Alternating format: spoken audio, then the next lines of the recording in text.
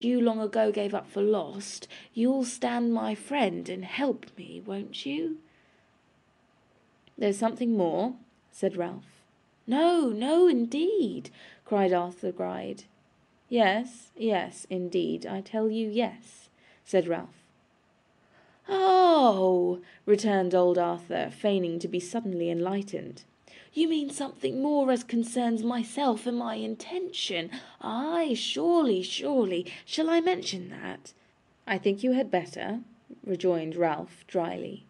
"I didn't like to trouble you with that, because I supposed your interest would cease with your own concern in the affair," said Arthur Gride. "That's kind of you to ask. Oh dear, how very kind of you. Why, supposing I had a knowledge of some property, some little property, very little, to which this pretty chick was entitled, which nobody does or can know of at this time, but which her husband could sweep into his pouch, if he knew as much as I do, would that account for—" "For the whole proceeding," rejoined Ralph abruptly. "Now let me turn this matter over, and consider what I ought to have if I should help you to success." "But don't be hard," cried old Arthur, raising his hands with an imploring gesture, and speaking in a tremulous voice. "Don't be too hard upon me. It's a very small property, it is indeed. Say the 10 shillings, and we'll close the bargain. It's more than I ought to give, but you're so kind. Shall we say the 10? Do now, do." Ralph took no notice of these supplications, but sat for 3 or 4 minutes in a brown study, looking thoughtfully at the person from whom they proceeded. After sufficient cogitation he broke silence, and it certainly could not be objected that he used any needless circumlocution, or failed to speak directly to the purpose. "If you married this girl without me," said Ralph, "you must pay my debt in full, because you couldn't set her father free otherwise. It's plain then that I must have the whole amount, clear of all deduction or encumbrance, or I should lose from being honoured with your confidence instead of gaining by it. That's the first article of the treaty. For the second, I shall stipulate that for my trouble in negotiation and persuasion, and helping you to this fortune, I have £500. That's very little, because you have the ripe lips and the clustering hair and what not, all to yourself. For the third and last article, I require that you execute a bond to me this day, binding yourself in the payment of these 2 sums before the noon of the day of your marriage with Madeline Bray. You have told me I can urge and press a point. I press with this one, and will take nothing less in these terms. Accept them if you like. If not, marry her without me if you can. I shall still get my debt." To all entreaties, protestations, and offers of compromise between his own proposals and those to which Arthur Gride had first suggested, Ralph was deaf as an adder. He would enter into no further discussion of the subject, and while old Arthur dilated upon the enormity of his demands, and proposed modifications of them, approaching by degrees nearer and nearer to the terms he resisted, sat perfectly mute, looking with an air of quiet abstraction over the entries and papers in his pocket-book. Finding that it was impossible to make any impression upon his staunch friend, Arthur Gride, who had prepared himself for some such result before he came, consented with a heavy heart to the proposed treaty, and upon the spot filled up the bond required. Ralph kept such instruments handy, after exacting the condition that Mr. Nickleby should accompany him to Bray's lodgings that very hour, and open the negotiation at once, should circumstances appear auspicious and favourable to their designs. In pursuance of this last understanding, the worthy gentlemen went out together shortly afterwards, and Newman Noggs emerged, bottle in hand, from the cupboard, out of the upper door of which, at the imminent risk of detection, he had more than once thrust his red nose when such parts of the subject were under discussion as interested him most. "I have no appetite now," said Newman, putting the flask in his pocket.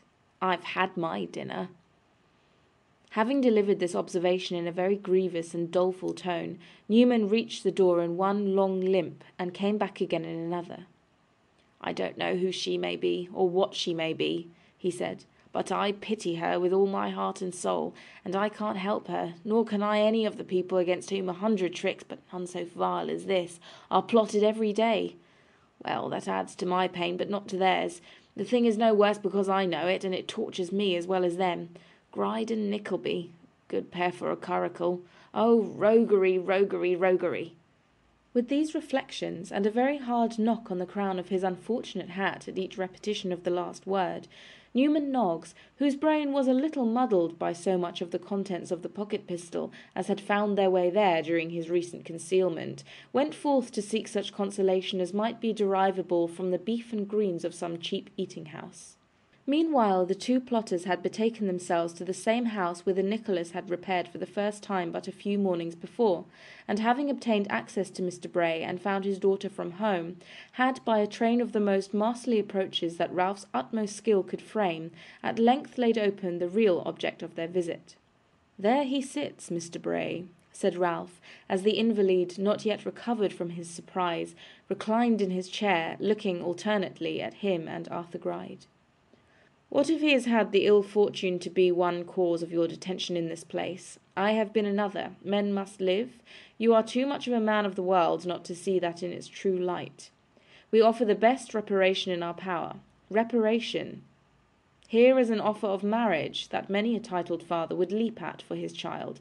Mr. Arthur Gride, with the fortune of a prince. Think what a haul it is." "My daughter, sir," returned Bray haughtily, "as I have brought her up, would be a rich recompense for the largest fortune that a man could bestow in exchange for her hand." "Precisely what I told you," said the artful Ralph, returning to his friend old Arthur. "Precisely what made me consider the thing so fair and easy. There is no obligation on either side. You have money, and Miss Madeline has beauty and worth. She has youth, you have money. She has not money, you have not youth. Tit for tat, quits, a match for heaven's own making." "Matches are made in heaven, they say," added Arthur Gride, leering hideously at the father-in-law he wanted. "If we are married, it will be destiny, according to that." "Then think, Mr. Bray," said Ralph, hastily substituting for this argument considerations more nearly allied to earth. "Think what a stake is involved in the acceptance or rejection of these proposals of my friend." "How can I accept or reject?" interrupted Mr. Bray, with an irritable consciousness that it really rested with him to decide. "It is for my daughter to accept or reject. It is for my daughter. You know that." "True," said Ralph emphatically, "but you still have power to advise, to state the reasons for and against, to hint a wish." "Hint a wish, sir!" returned the debtor, proud and mean by turns, and selfish at all times. "I am her father, am I not? Why should I hint and beat about the bush? Do you suppose, like her mother's friends and my enemies, a curse upon them all, that there is anything in what she has done for me but duty, sir, but duty? Do you think that my having been unfortunate is a sufficient reason why our relative position should be changed, and that she should command and I should obey? Hint a wish, too. Perhaps you think, because you see me in this place and scarcely able to leave this chair without assistance, that I am some broken-spirited, dependent creature, without the courage or power to do what I may think best for my own child. Still the power to hint a wish. I hope so." "Pardon me," returned Ralph, who thoroughly knew his man and had taken his ground accordingly. "You do not hear me out. I was about to say that your hinting a wish, even hinting a wish, would surely be equivalent to commanding." "Why, of course it would," retorted Mr. Bray in an exasperated tone. "If you don't happen to have heard of the time, sir, I tell you that there was a time when I carried every point in triumph against her mother's whole family, though they had power and wealth on their side, by my will alone." "Still," rejoined Ralph, as mildly as his nature would allow him, "you have not heard me out. You are a man yet qualified to shine in society, with many years of life before you, that is, if you lived in freer air, and under brighter skies, and chose your own companions. Gaiety is your element, you have shone in it before. Fashion and freedom for you.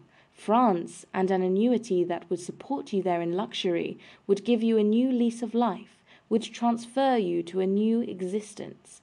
The town rang with your expensive pleasures once, and you could blaze up on a new scene again, profiting by experience, and living a little at others' cost, instead of letting others live at yours. What is there on the reverse side of the picture? What is there? I don't know which is the nearest churchyard, but a gravestone there, wherever it is, and a date, perhaps 2 years hence, perhaps 20. That's all." Mr. Bray rested his elbow on the arm of his chair and shaded his face with his hand. "I speak plainly," said Ralph, sitting down beside him, because I feel strongly. It's my interest that you should